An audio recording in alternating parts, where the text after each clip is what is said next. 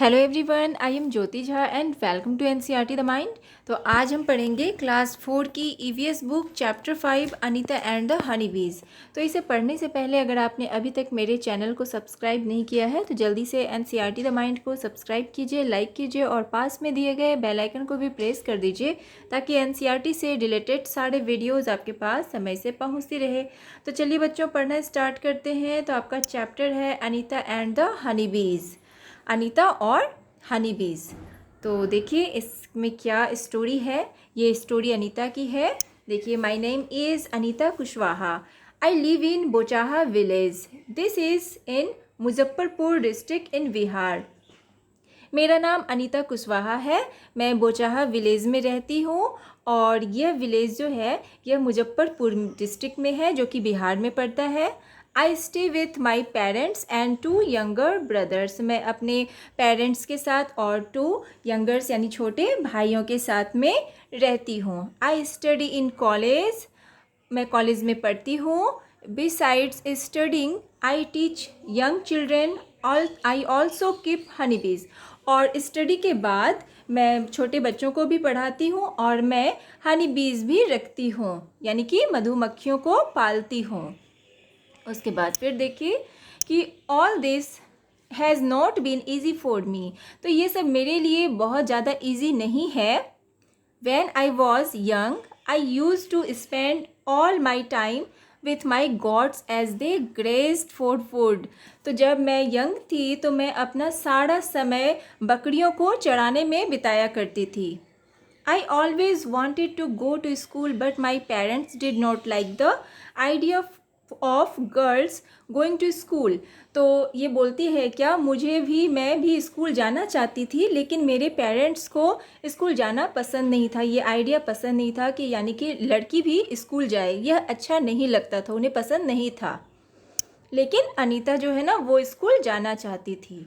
तो उसके बाद देखिए ए ड्रीम ऑफ स्कूल, तो एक स्कूल का सपना।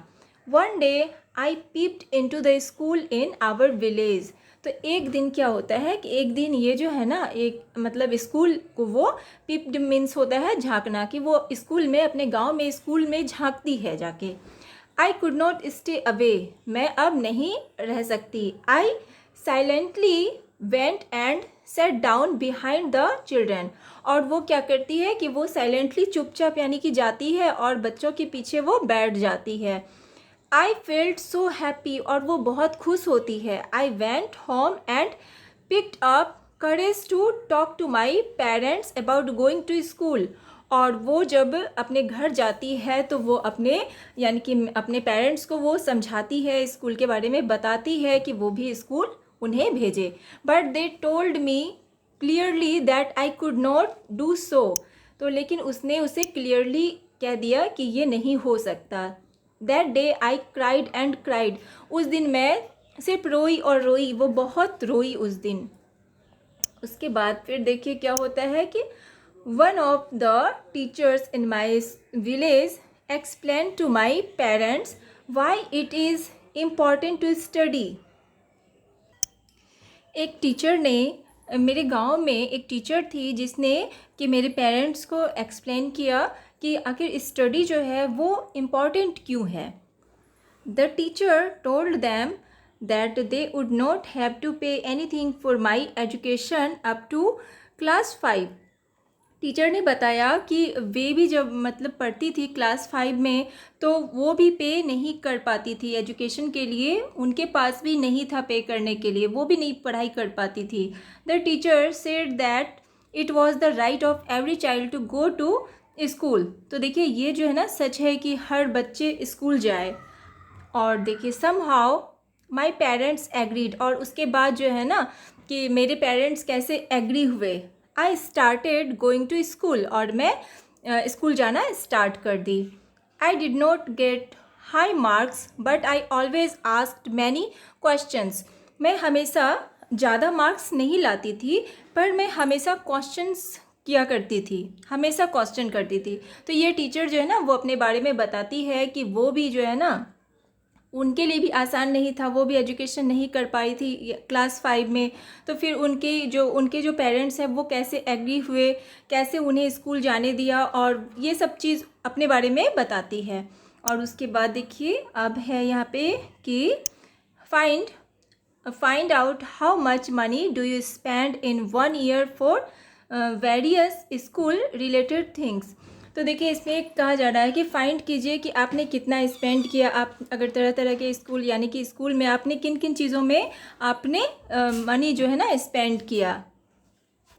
तो देखिए ये आपको खुद करना पड़ेगा, या आप अपने पेरेंट्स से ये सारी चीज़ें पूछिए और उसके बाद इसमें आप फिल कीजिए कि आपने एक साल में आपने जो स्कूल में, जैसे कि आपका स्कूल फ़ी हुआ, ये सारा जो है ना 1 year का है, स्कूल फ़ी आप कितना पे किए 1 year में। उसके बाद travel to school and back, तो इसमें कितना किए, नोटबुक में कितना किए, पेन्स पेंसिल और स्टेशनरी में कितने किए। उसके बाद देखिए यूनिफॉर्म्स में कितने किए, स्कूल बैग्स में और लंच बॉक्स में, शूज़ में, तो ये सारे चीज़ में आपने कितने स्पेंड किए 1 year में। तो ये आपको इसमें टोटल मनी स्पेंड आपको लिखना है इसमें। तो ये कर लीजिएगा और उसके बाद इसमें टोटल करना है कि टोटल आपने कितना किया 1 year में। तो यहाँ पे टोटल को ऐड करके टोटल कर दीजिएगा। और उसके बाद है अब देखिए कि how much money did you spend on your books this year.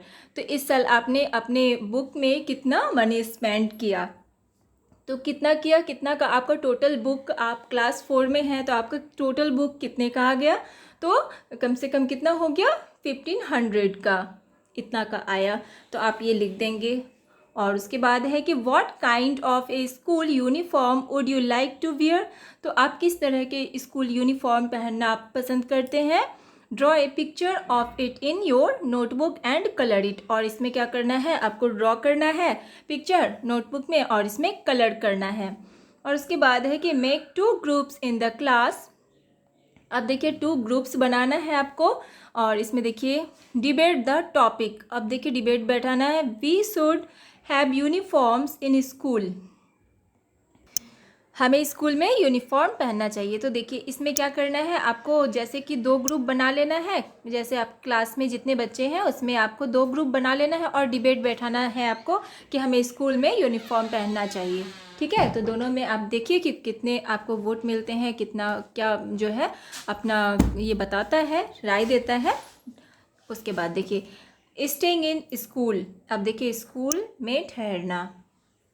तो अब देखिए क्या है कि time past and soon I completed class 5। तो देखिए बहुत सारा समय जो है ना बीतता गया और जो है हमने क्लास 5 जो है कंप्लीट कर लिया बहुत जल्द। I knew that we would need to spend more in class 6। तो देखिए हम जानते हैं कि क्लास 6 में हमें और भी ज़्यादा मनी स्पेंड करना पड़ेगा।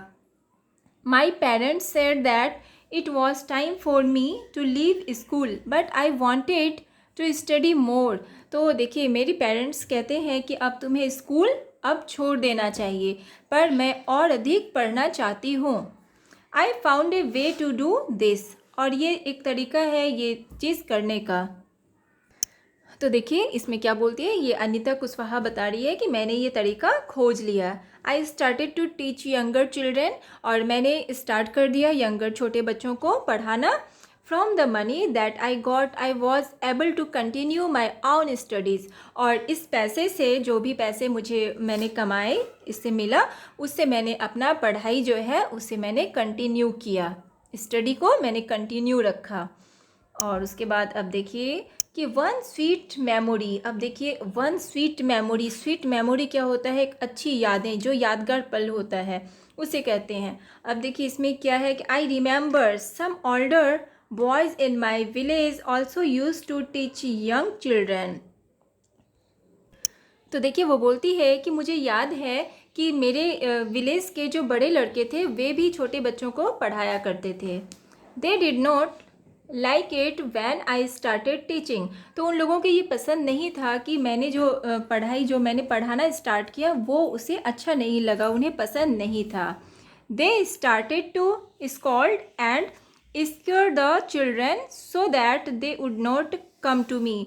तो उन लोगों ने बच्चों को डांटना स्टार्ट कर दिया और डांटना और डराना स्टार्ट कर दिया बच्चों को कि वो लोग जो है ना मेरे पास पढ़ने के लिए नहीं आए। For some time all the children except two stopped coming to me। और देखिए कुछ दिनों बाद क्या हुआ, सारे बच्चे ना वो एक्सेप्ट कर लिए ये कि वो मेरे पास पढ़ने के लिए नहीं आते थे। But soon they all came back because I used to teach them with love and care। और उसके बाद क्या हुआ, बहुत जल्द ऐसा हुआ कि सारे बच्चे जो है फिर से मेरे पास पढ़ने के लिए आने लगे, क्योंकि मैं उनसे बहुत प्यार करती थी और मैं उनका बहुत ध्यान करती थी, केयर करती थी, इसलिए वो मेरे पास पढ़ने के लिए आने लगे।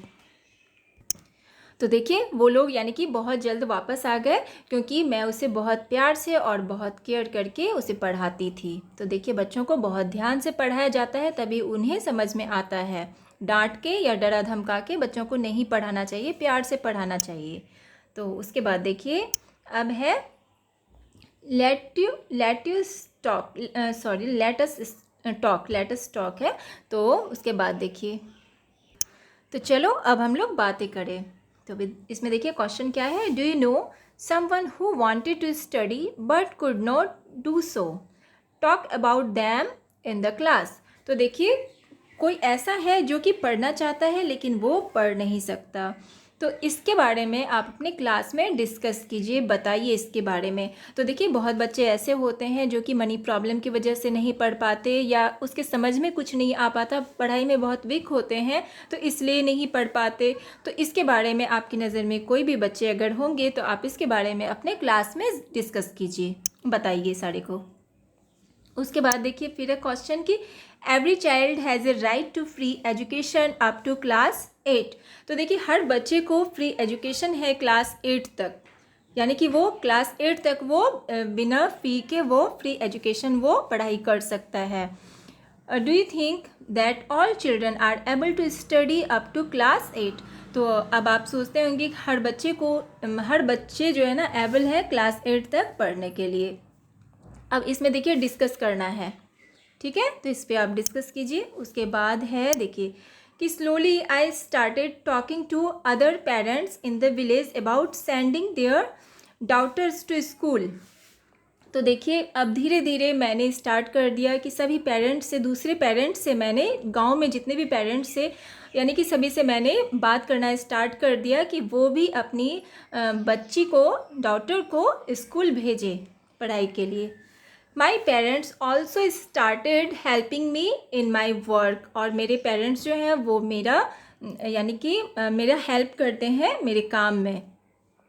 माई mother use to do all the house work so that I could get more time to study. और मेरी माँ जो है ना वो सभी घरों में काम करती है जा के कि चाहे मैं अपने घर यानी मैं अपने पढ़ाई में और ज़्यादा टाइम पढ़ाई में दे सकूँ। तो देखिए क्या होता है कि अनीता की माँ जो है वो घर का सारा काम कर लेती है ताकि अनीता को जो है ना ज़्यादा से ज़्यादा समय मिल सके पढ़ाई करने का। उसके बाद देखिए from school to beekeeping. अब देखिए स्कूल से लेके बी कीपिंग तक, यानी कि जो वो मधुमक्खी रखती थी, जो पालती थी उसे, उसके तक का सफ़र उसने कैसे तय किया, कैसे क्या किया, तो उसके बारे में अब बताया जा रहा है।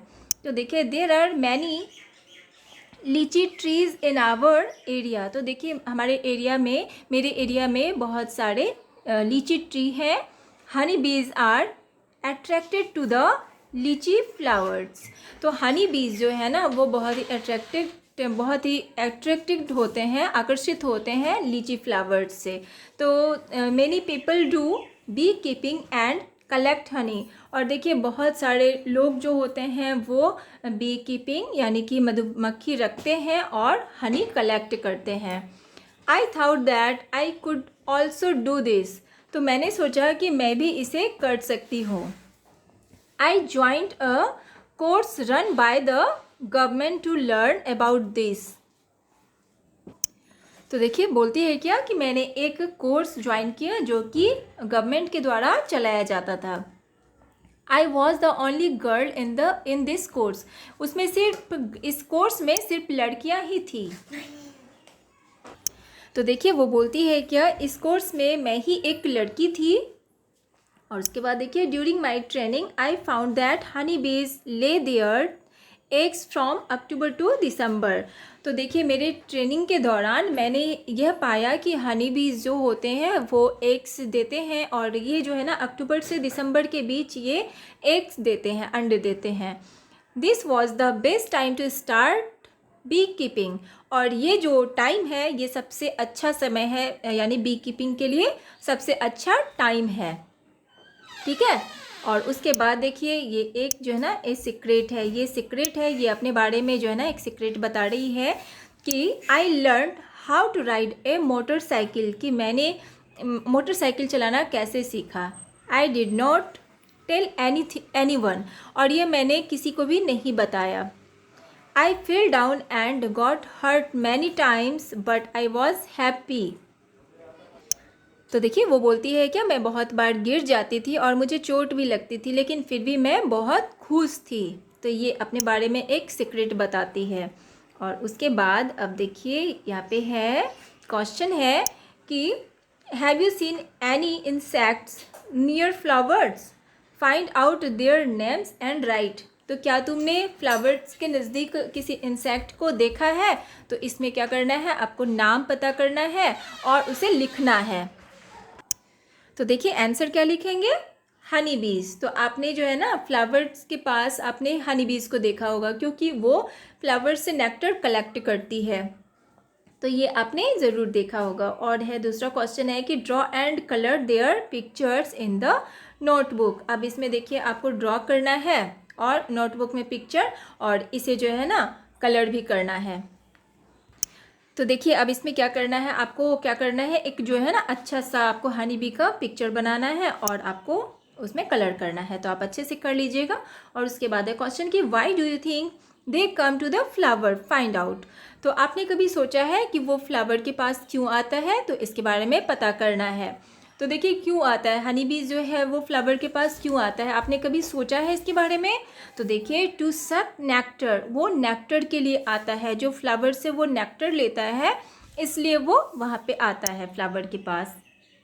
और उसके बाद देखिए क्वेश्चन है कि when honey bees fly there is a kind of sound, can you try to copy this sound. तो देखिए जब हनी बीज जब फ्लाई करती है तो उससे बज़ बज़ साउंड निकलता है। तो उससे क्या आपने कभी कॉपी करने का आपने कोशिश किया है उसके साउंड को? तो देखिए कौन सा साउंड निकलता है, बज़ बज़। तो आपने कभी कॉपी किया है? तो इसे आप कॉपी करके देखिए कि किस तरह से वो साउंड निकालती है, बज़ बज़ इस टाइप से साउंड निकलता है। तो इसे आप कॉपी कीजिए।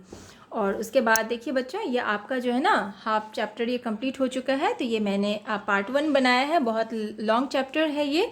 तो इसका मैं पार्ट 2 मैं आपको अगले वीडियो में बताऊंगी। तो तब तक आप इसे ट्राई कीजिए, आप इसे रिवीज़न कीजिए, बार बार रिवीज़न कीजिए। ये अनीता की स्टोरी है, तो आप इसे बार बार पढ़िए ताकि आपको समझ में आ सके। तो चलिए, और मैं आपको अगले चैप्टर में आपको अगले वीडियो में बताऊँगी इसका जो नेक्स्ट पार्ट है। तो तब तक के लिए bye, take care, thanks to watch my video.